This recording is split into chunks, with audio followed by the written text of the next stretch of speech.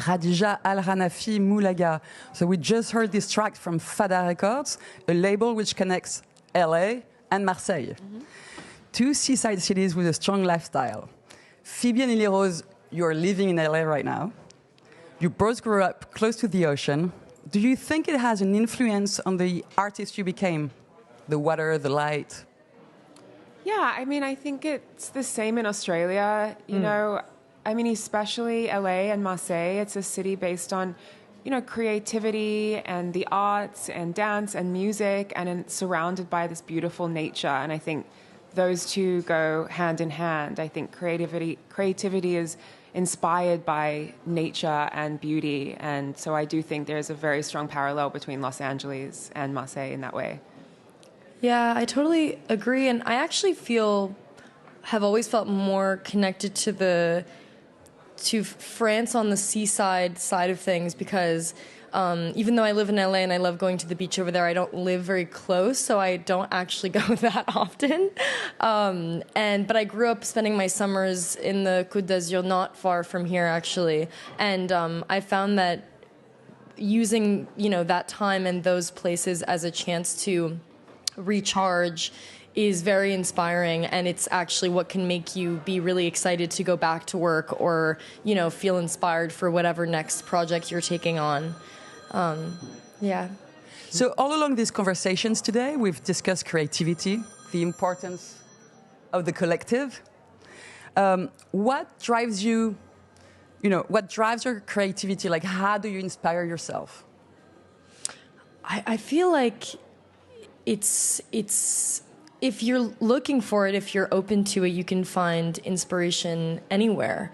I feel like it's a state of mind, really, because I feel like you can find artistic inspiration, creative inspiration in anything, whether it's like watching a beautiful movie that you love and that you feel so creatively, charged up by, or listening to an amazing song, or seeing a beautiful painting, but even just simple things, walking down the street and seeing, a person that you think, wow, what an interesting character. I wonder what their life is about. I wonder what they're thinking about. I've always felt that inspiration is really to be found anywhere and everywhere. And in the obvious places like the arts, but also in just the world around us that inspire the arts. So it's a question of curiosity, like wondering exactly. what's in the mind of that person, what's in the mind of... Yeah, exactly. And I think just that curiosity can lend itself to fruitfulness anywhere, even if it's thinking about even a space, even thinking about the building that we're in today, Right. What are the other conversations? Which is really inspiring. Yeah, what are the other conversations that have happened in here, and the other lives, the other people that have walked through this space? I think it's like you said, just a kind of having a curious state of mind really drives me that Phoebe, way. do you need to clear everything before a role? Do you need to empty? No, I mean, I think Lily, you just spoke beautifully about the same kind of approach that I have to performing. Like, I'm so incredibly inspired by the people that I'm around, by the city that I'm in. I mean, I love taking on a role in a place that I've never been before and getting to explore that place and learning about the community or the culture in that place. I think I think being an artist is being inspired. I think it's, being an artist is being a truth teller and a beauty seeker, even in the form of beauty and ugliness. And so, I really do find myself incredibly inspired by the place that I am when I'm filming. Being an artist is also being able to being connected to yourself, and especially when you're preparing a new role, for example, and to be able to feel that connection with yourself.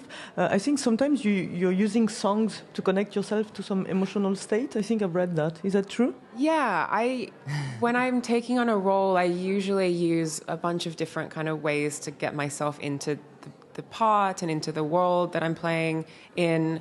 And a part of that is music. A part of that is learning about people that have faced similar adversities or gone through similar experiences, and kind of opening up the world that is not just restricted to the words on the page, and kind of finding inspiration from, the entire world around me. What about you, Lily? I think music is definitely a very powerful kind of pathway into your character's headspace, even if it's for very specific things, even if it's just, you know, a song that makes you really sad. Example.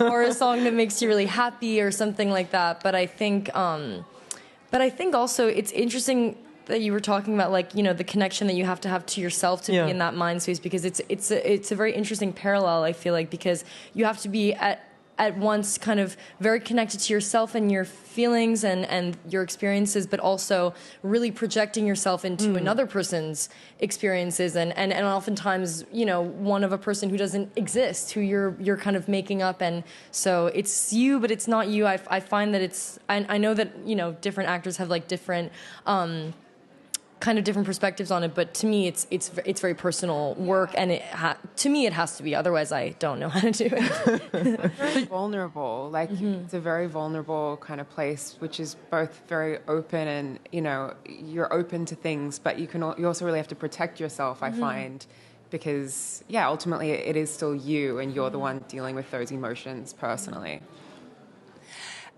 You're both between two countries. Is it different to play home and elsewhere?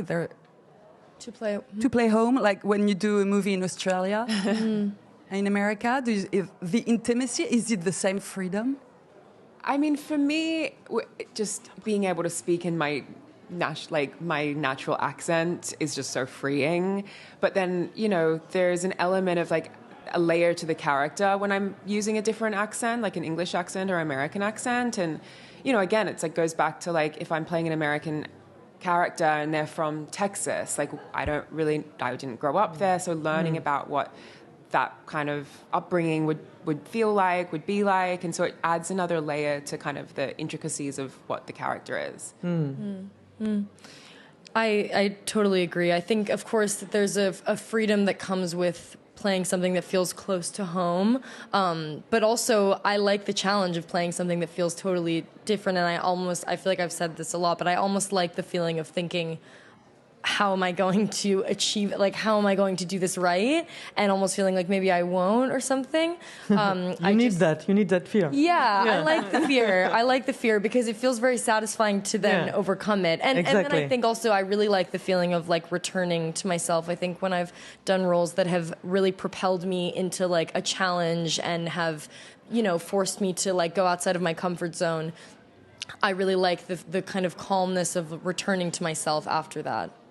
Well, thank you. That's a wrap. And don't forget, we'll be back in a few hours for a second session with Akhenaton, Marion Cotillard, Zamdan, and many more.